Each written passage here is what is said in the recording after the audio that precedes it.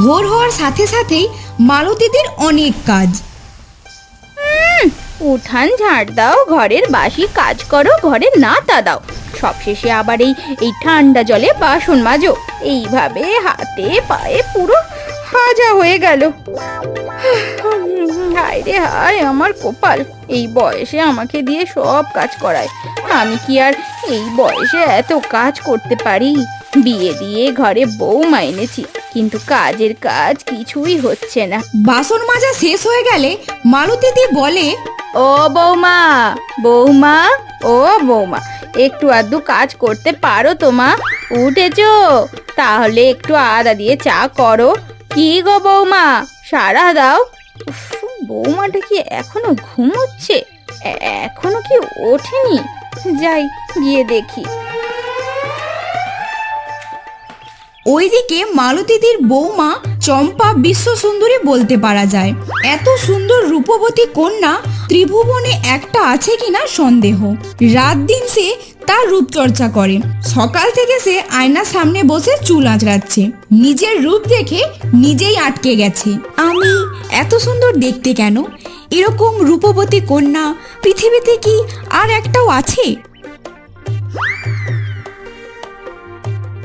ও বৌমা, তখন থেকে ডাকছি, আর আর দেখো এখন চুল আঁচড়াচ্ছে বসে বসে।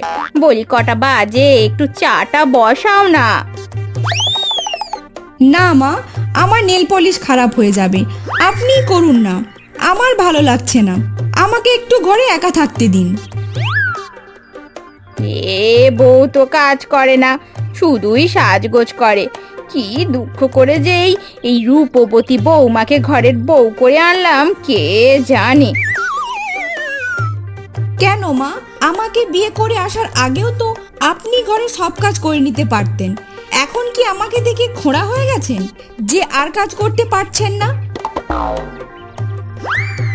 আপনার ব্যবসা বা প্রোডাক্টের বিজ্ঞাপন দিতে চান?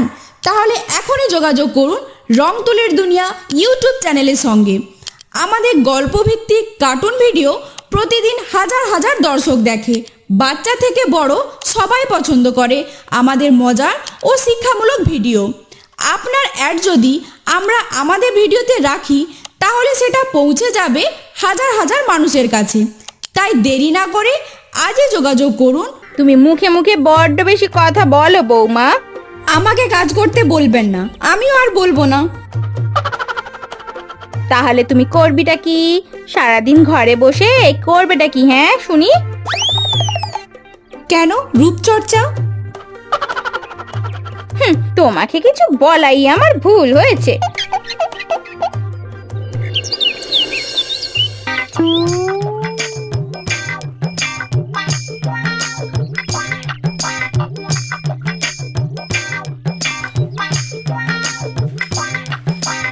হলো, সকাল থেকে তোমার রূপচর্চা করাটা কি হলো? তাহলে একটু রান্নাঘরে এসে বসো, আমি বাজারে যাই। আমি পারবো না মা, বড্ড গরম। আপনার ছেলেকে বলবেন এই সব কাজ করতে, ছেলেদের করতে হয়। তাহলে কি পারবে শুনি? খেতে? তা অবশ্যই খিদে পাচ্ছে, তবে আপনি কি রান্না করছেন বলুন তো? রান্না? ঘোড়ার ডিম, তোমার মাথা আর আমার মুন্ডু দিয়ে একসাথে তরকারি। তাহলে আমাকে তাই দিন, আমি সেটাই খাবো। এমন সময় সেখানে রতন চলে আসে। রতন হচ্ছে মালতীদের একমাত্র ছেলে। মায়ের কথাই তার শেষ কথা। ছেলেকে আসতে দেখে মালতীদি তার যত রাজ্যের রাগের কথা উগরে দিল। খোকা দেখ, তোর বউয়ের অবস্থা দেখ, রাত দিন শুধু রূপচর্চা। কি সব পাউডার এনে দিয়েছিস, সারাদিন শুধু মুখে লাগাতেই আছে আর লাগাতেই আছে। রূপ থাকলে তো চর্চা করবই। আমার রূপ আছে তাই চর্চা করি, আপনার রূপ নেই তাই তো চর্চা করেন না। আমারও তোমার মতো ঘন কালো লম্বা চুল ছিল, দুধে আলতা গায়ের রং ছিল, তবুও আমি ঘরের সমস্ত কাজ করতাম। ওই কাজ করেই করেই তো সব গেছে, মাথায় টাক, গায়ের রং কালো হয়ে গেছে। তোর বউকে রান্না করতে বল, আমি বাজারে যাব। সত্যি চম্পা, রাত দিন শুধু রূপচর্চা, একটু মায়ের হাতাহাতি কাজ করে দিতে পারো তো? তোমার মায়ের সাথে হাতাহাতি কাজ করতে আমার বয়েই গেছে। এরপরে রতনের মা আরো কিছু বলতে যাচ্ছিল, কিন্তু রতন সংসারে শান্তি বজায় রাখার জন্য নিজের থেকেই বলে, আচ্ছা আচ্ছা, ঠিক আছে ঠিক আছে, আমি বাজারে যাচ্ছি। থাক বাছা, তোকে আর যেতে হবে না। এই রোদে রোদে কাজ করে এলি, সেই ভোরবেলায় বেরিয়েছিস। টিফিন কর, কিছু খা, আমি নিয়ে আসছি। রান্নাটা হয়েই এসেছে। মালতীদির সব দিকে নজর, একেবারে লক্ষ্মী শাশুড়ি। শুধু বৌমা যদি সাথ দেয় তাকে আর কিছুই ভাবতে হয় না। দেখে দেখে ভালো বাজার করে সবজি নিয়ে এসে বাড়ি ফিরে আসে। আজকে তোমাকে রান্না শিখতেই হবে। আচ্ছা মা, চেষ্টা করি, তবে যদি নষ্ট হয় তার দায় আপনি নেবেন। আমি কিন্তু রান্না পারি না। চম্পা ভাত রান্না করতে বসিয়ে দেয়। বসিয়ে তার কি মনে হয় সে ঘরের ভিতরে চলে যায়। কিছুক্ষণ পর চম্পার শাশুড়ি এসে দেখে ভাতের ফ্যান পড়ে পড়ে নষ্ট হয়ে গেছে। কি সর্বনাশ হলো! হায় হায় হায়, কি সর্বনাশ হলো! ও বৌমা, বৌমা! কি হলো মা? আমি তো সবে একটু গরমের জন্য ঘরে গিয়ে পাখার তলায় বসেছি, তার মধ্যে এত চিৎকার! সব ভাত নষ্ট হয়ে গেছে বৌমা। তুমি কি করছিলে বলো তো? আপনার ভাত যদি তাড়াতাড়ি ফুটে যায় আমি কি করব? ভাতকে একটু দেরি করে ফুটতে বলতে পারতেন না? চম্পার কথা শুনে মালতীদি তো হেসে লুটোপুটি খায়। অনেক কষ্ট করে শাশুড়ি মা তাকে দেখায় কিভাবে ভাত রান্না করতে হয়। তারপর চম্পাকে ডাল কিভাবে করতে হবে বলে দিয়ে সে বাড়ির ভেতরে চলে যায়। কিছুক্ষণ পর ফিরে এসে দেখে বৌমা সবজি রান্না করছে। বাহ, এইটুকু সময়ের মধ্যে ডাল রান্না হয়ে গেছে! আমি না ডালে একটা জিনিস দিতে ভুলে গেছি। প্রথম প্রথম রান্না করলে একটু আধটু ভুল হয় বৌমা। বলো বলো, নুন দিতে ভুলে গেছো? এই বলেই শাশুড়ি মা পাত্র থেকে ঢাকনা তুলে দেখে পাত্রে হলুদ জল। এ তো হলুদ আর লবণ দেওয়া, শুধু ডাল কোথায়? হ্যাঁ, বললাম না মা, একটা জিনিস দিতে ভুলে গেছি। আমি তো ডাল দিতেই ভুলে গেছি মা। শাশুড়ি মা চম্পার রান্না দেখে মাথা ঘুরে পড়ে যায়। ওইদিকে ততক্ষণে রতন বাড়ি চলে এসেছে। রতন তার বউ চম্পার কাণ্ড কারখানা দেখে হাসতে হাসতে মাটিতে লুটিয়ে পড়ে। সবাই এত হাসছো কেন? কি সুন্দর গন্ধ হয়েছে দেখো রান্নায়। যেমন তেমন করে চম্পা রান্না করে খাওয়া দাওয়া করে বিশ্রাম নেয়। আবার রাতের বেলা শাশুড়ি মা তাকে বলে, আজকে কিন্তু রাতে লুচি ভাজতে হবে বৌমা। আমাকে কি আজকে সম্পূর্ণ রান্না শিখিয়ে আপনি নিস্তার পাবেন? একদম বৌমা, একদম। আমি আর রান্না করতে পারবো না। রান্না তো তোমাকেই করতে হবে। আবারও লেগে যায় দুজনের মধ্যে ঝগড়া। রতন ছুটে এসে বলে, একটু সংসারে কাজ করতে পারো না? কিছুই তো পারো না, সারাদিন শুধু রূপচর্চা।